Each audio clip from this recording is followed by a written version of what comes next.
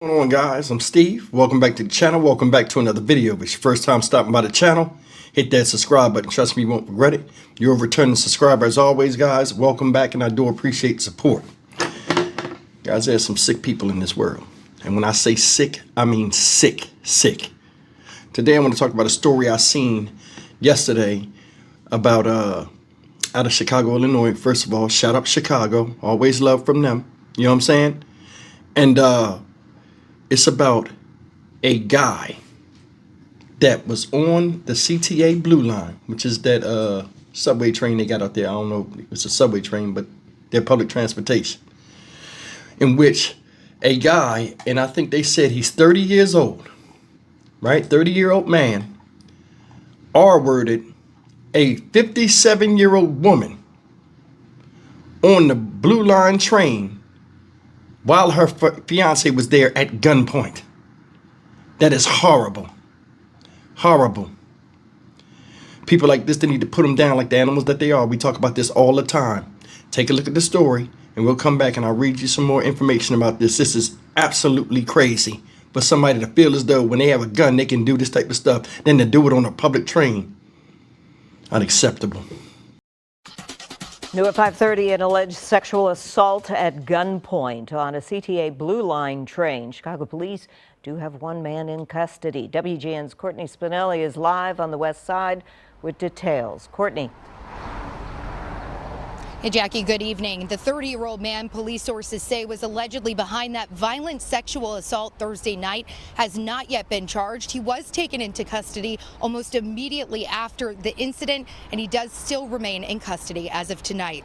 Now, according to a Chicago Police Department report reviewed by WGN, the victim in the case, a 57-year-old woman, was on the Blue Line train with her fiance when everything happened. Both corroborated the same story to investigators who responded to the western stop just before 11:30 Thursday night. According to the report, the suspect approached the victim, pulled out a handgun, racked the slide, and exposed himself. He allegedly forced her to perform sexual acts at gunpoint, the victim telling police she knew she had no choice but to comply. The suspect allegedly then walked down the train car, racked the slide of his gun again, shouting, quote, "Where they at?"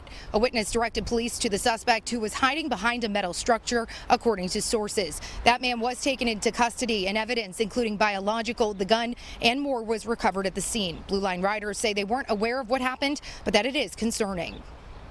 It's just, keeping your head on a swivel. You never know what can happen outside, and it's just I don't want to say it's a dangerous place, it's just dangerous mindsets of people. It's a very traumatizing experience. So if you ever see anything happening, even if you don't know exactly what's happening, say something. It might not be the best to step in, but at least let somebody know, make people aware, like cause a scene, let people know what's happening.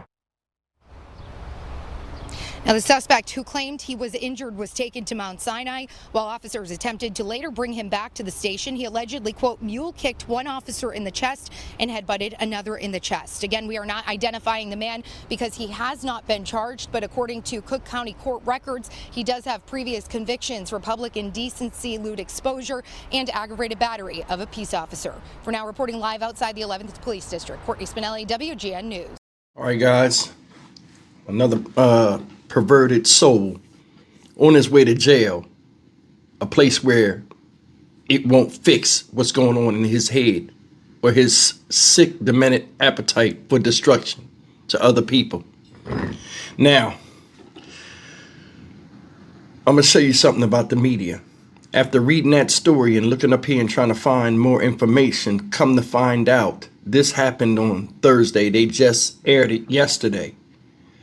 The article, they must have got it from the article because that lady spoke verbatim to this article right here.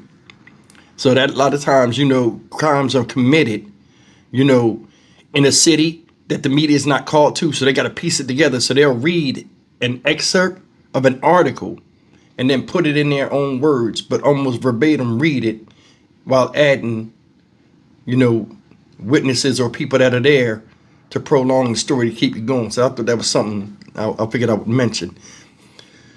They said this happened Thursday, right? Said the woman's 57 years old and about to get married. Fiance was there. Said the guy walked up on her, racked the gun, pointed it at her while she's sitting with a dude or whoever, I don't know, fiance, pulled his joint out and made her suck him off. What's fucking with that? What kind of mindset do you have to do that shit on a public train in front of other people? Then when he got done, he walked off and then racked his gun again and said, where they at? The fuck is wrong with you? Who do you think you are? So this guy is 30 years old that did this. Then when they tried to take his ass to jail after catching him on the train, he kicked one of the officers and headbutted another one in the chest. I'd have ended him right there. So let me tell you something, man. They always trying to grab these people and give them justice for doing some of the most unjust shit imaginable. I don't know. It says fiancé. You know, it's because it said a CTA writer told police the suspect was on a train with him and his fiancé, a 57-year-old woman. So I don't know if the fiancé was a woman or a man, just the way it's written. But could you imagine being with somebody you in love with, somebody just walk up to them and just pull out their shit, pull out a gun, suck me right now, and then you standing there powerless? I don't know if I could have went through that. The young lady you seen on the video, she was like, yeah, you know, talk and, you know, when stuff like this, you know, make a scene and things like this. A lot of times these people don't care if you do that. If this guy pulled his dick out in public and put it in a woman's face he don't know and put a gun in her face, you think he cares? She make a scene? He done already created the scene. And I understand what she's saying, but a lot of times if somebody back you into a corner or you sitting on a subway train and somebody gets in your personal space, what's the first thing you do? You back up in your seat. If he advanced when she backed up, what can she do? She can't get out of that situation, especially when you got somebody sitting next to you. I wonder how many people was on that subway car. What you think about that, the humiliation in that? Not just somebody coming into your personal space, but to force you to do a lewd act like that, then walk off like it ain't nothing? That right there is all about power and to see what you can do. Can you imagine a 5 or 6-year-old child or someone with the mindset of a preteen that is prone to having outbursts, you know, and throwing tantrums with that type of mindset? And I want you to hear where I'm going with this. And then you put a gun in their hand and they're an adult, where they don't think about the after effect of the action they trying to perform, be it positive or negative. They only think about the now. And they'll hurt you if you make them act up a certain type of way. Can you imagine that? That's what we got nowadays. We got a lot of people with spoiled type of outburst children's minds with guns and the power to make people do what they want them to do at any given time and have tunnel vision on whatever sick act they want to perform or want performed on them out here in the public, and don't care or don't think about the after effect of doing something to somebody, violating them in such a way. You can't fix that. You can't cure that. Jail won't fix that. These type of people right here use force to get what they want, no matter how sick and sadistic it is. I would change the laws. The punishment for that would be definitely severe, and you wouldn't see another sunrise. These people are doing this to anybody. They're just picking people like fruit off the tree. Or like how people are in the produce section. They're looking at different items and deciding, I want that one. A bunch of tomatoes, I want that one.